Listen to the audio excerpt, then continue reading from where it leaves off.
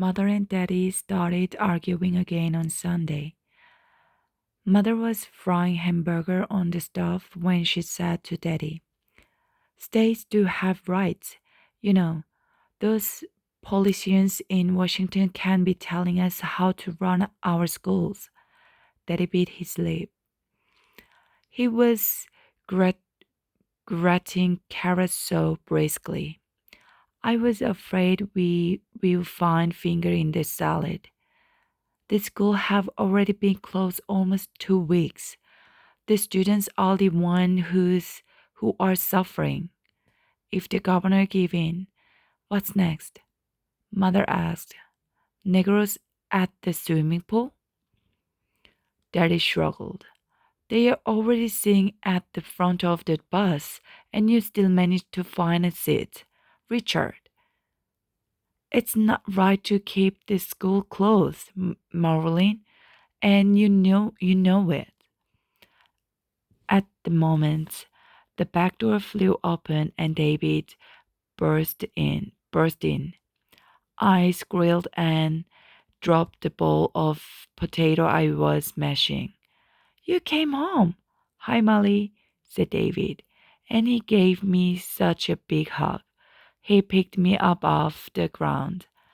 David always wore a dazzling smile, which transformed him from a nice looking guy into a movie star. Class going well? Asked Daddy. Never better, said David, but his eyes twitched just like Daddy's did when he was lying. He popped a tomato from the salad into his mouth. Where's Judy? Hi, David, said Judy, coming into the room. Hey, sis, David grinned. Wanted to tell you the university is going to offer correspondence classes to all the kids without school. They took a spoon and swept a bit of mashed potato. Need more salt, he told me. Then to Judy. Thought you might be interested. Correspondence classes? Asked Judy. Yeah, said David. They gave you a list of assignments and you send your work in.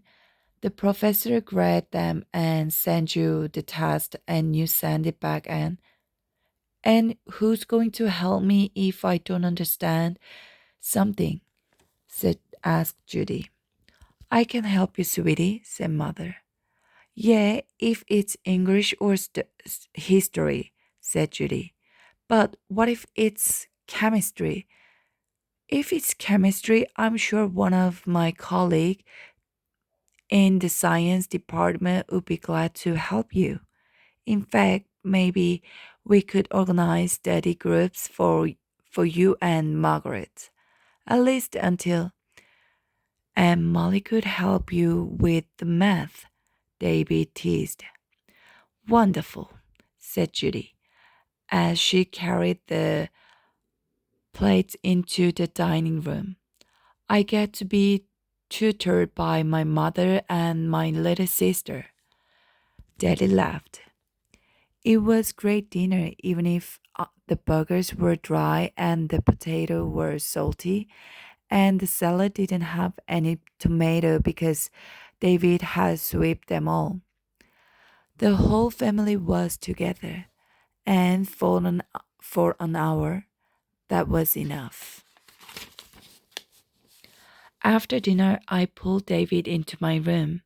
So, how it's really going? I asked. What? Your classes? Oh, great. David David picked at piece of lint on his sweater. Come on, David. What? I can tell you you're lying. He looked around, though there was no one else in the room with us. Then he sighed and sat down on the bed. Promise you won't tell Mother and Daddy. Course not. It's awful. All those math classes I signed up for. Well, I don't have the foggiest idea what's going on. The professor talking in the lecture hall, and it's like he's speaking another language. That sounded awful. I mean, David has never been as naturally good at math as me. I'm not bragging. I'm not bragging. It's just facts. But we'd had so much fun talking about all the things we were going to invent together. He was he was the one who explained what an engineer was and how they built things, like spaceships and satellites. David shook his head. If you were there, I bet you'd understand. Me? I asked. No way. Yeah, Molly, I think you would. Then we heard Daddy calling, and David stood up. Bye, sis, he said. It's up to you now the beats those Soviets. He's passed his usual grin back on. Now remember, not a word to mother. I nodded. That night I laid in bed wondering how many other times David had cleaned and fooled, fooled me too, even though he felt awful inside.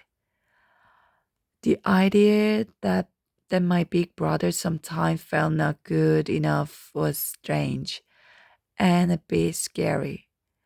But the idea that he thought I'd be able to do those math classes, maybe walk on a spaceship someday, well, that made me feel awful good.